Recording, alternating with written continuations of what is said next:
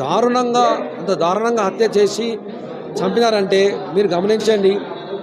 Because ఆయన ఒక క్రైస్తవుడు, ఒక దళితుడు, ఒక మరి చిన్న వర్గానికి చెందినవాడని చెప్పి అతను చంపేశారు. ఈ విషయంలో కూడా మాకు చాలా అనుమానాలు ఉన్నాయి. ఒక న్యాయ వ్యవస్థకు ఒక లాయర్కే ప్రొటెక్షన్ లేదు.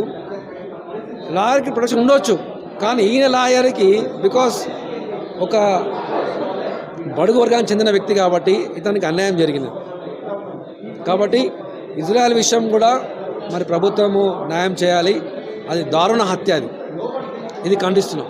సార్, మొత్తానికి చూసుకున్నట్లయితే క్రైస్తవుల మీద, క్రైస్తవ మందిరాల మీద అనేక దాడులు తెలుగు రాష్ట్రాలు.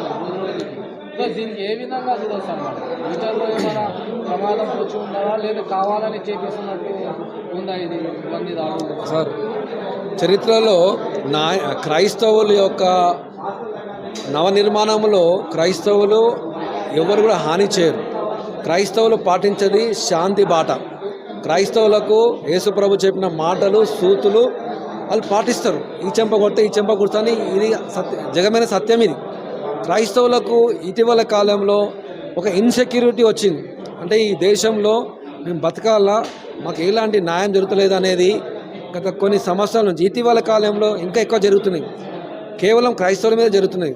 క్రైస్తవుల మీద జరిగే ట్రోల్స్ మరి ఒక కామెడీగా మీరు చూస్తుంటే కేఏ పాల్ కానీ, పాస్టర్స్ కానీ వాళ్ళ మీద ట్రోల్ చేస్తున్న విధానం చూస్తున్నప్పుడు ఈ ప్రభుత్వము ఎలాంటి చర్య తీసుకుంటలేరు. ఎందుకంటే అందరూ ఈక్వల్గా జీవించాలి, అందరికీ ఈక్వాలిటీ ఉన్నది. ఇది సెక్యులర్ కంట్రీ, ప్రతి ఒక్కరికి రాజ్యాంగంగా మనం జీవించాలి. కానీ ఈ మధ్యకాలంలో క్రైస్తవులకి అనేక అటాక్స్ అవుతున్నాయి. చర్చెస్ మీద, పాస్టర్స్ మీద ఘోరంగా అటాక్స్ అవుతున్నాయి. ఈ విషయంలో మరి మీరు మీడియా మిత్రులుగా మీరు మరి ప్రభుత్వం దృష్టి తీసుకెళ్ళండి, క్రైస్తవులను కాపాడండి. ఈ సెక్యులర్ దేశంలో క్రైస్తవులు జీవించాలి. మేము కూడా ఇక్కడ పుట్టి పెరిగిన వారమే, మా కాంట్రిబ్యూషన్ కూడా ఉన్నది. మరి క్రైస్తవులు అంటే ప్రేమ, సేవ తత్వమే, అంతేగాని ఎవరికి హాని చేసే తత్వం కాదు.